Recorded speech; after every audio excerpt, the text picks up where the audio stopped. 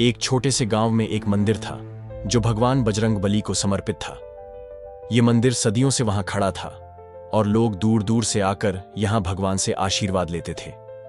लेकिन एक दिन मंदिर के पुजारी को कुछ अजीब सा महसूस होने लगा।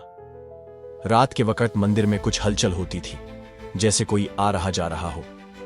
पहले तो उन्हें लगा कि यह सब उनकी कल्पना है, लेकिन जैसे जैसे रातें बीतती गईं, ये आवाजें और भी साफ सुनाई देने लगीं। पुजारी डरने लगा। वो रात को मंदिर में सोने से कतराने लगा। आखिरकार उसने हिम्मत करके कुछ ग्रामीणों को इस बारे में बताया। ग्रामीणों ने पुजारी की बात सुनी, लेकिन उन्हें भी यकीन नहीं हुआ। फिर भी उन्होंने पुजारी को दिलासा दिया और कहा कि वो रात को मंदिर में नहीं सोएगा।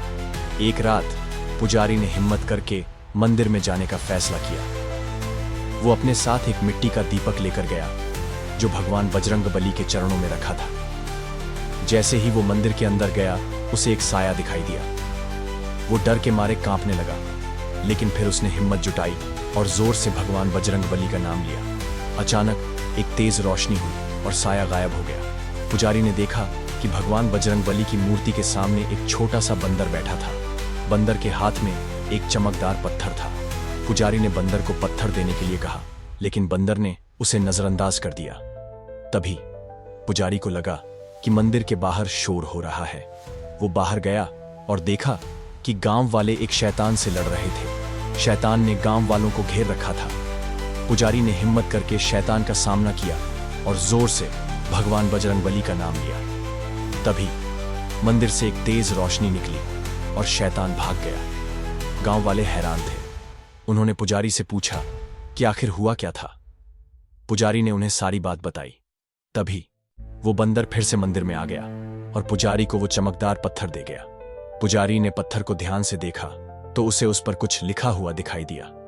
ये भगवान बजरंगबली का आशीर्वाद था जो शैतान से लड़ने की ताकत देता था। लेकिन कहानी यहीं खत्म नहीं होती।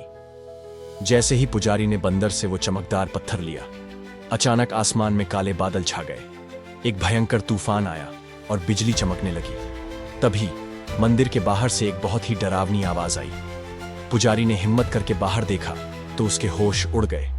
गांव के बाहर एक बहुत ही बड़ा और भयानक शैतान खड़ा था। उसकी आंखें आग की तरह जल रही थीं और हाथों में एक त्रिशूल था। शैतान ने जोर से हंसी और तूफान और भी भयंकर हो गया। गांव वाले डर के मारे कांप रहे थे। उन्हें लगा कि अब उनका अंत करीब है। पुजारी ने हिम्मत करके भगवान बजरंगबली का नाम लिया और उसने वो चमकदार पत्थर अपने सीने से लगा लिया। तभी एक अजीब सी रोशनी हुई और पुजारी के शरीर से बहुत तेज ऊर्जा निकलने लगी। पुजारी का रूप बदलने लगा। उसकी आंखें भी आग की तरह जलने लगी और उसके हाथों में भी एक त्रिशूल आ गया जो शैतान के त्रिशूल से भी बड़ा और भयानक था। गांव वाले हैरान थे। उन्हें यकीन नहीं हो रहा था कि ये वही पुजारी है। तभी पुजारी ने जोर से शैतान का नाम लिया और उसके ऊपर हमला कर दिया। दोनों के बीच बहुत भयंकर लड़ाई हुई।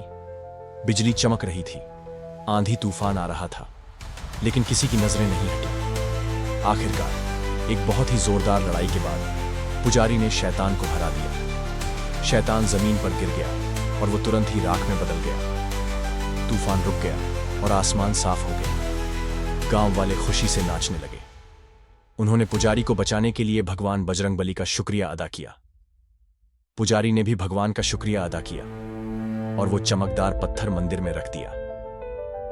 उस दिन के बाद से लोग पुजारी का बहुत सम्मान करने लगे। उन्हें पता था कि वो सिर्फ एक इंसान नहीं है, बल्कि भगवान बजरंगबली का एक योद्धा है जो हमेशा बुराई से लड़ने के लिए तैयार रहता है। लेकिन क्या सच में पुजारी ने ही शैतान को हराया था, या फिर इस पूरे खेल के पीछे कोई और ही ताकत थी? अगर आपको ये कहानी पसंद आई तो लाइक करें और चैनल को सब्सक्राइब करना ना भूलें।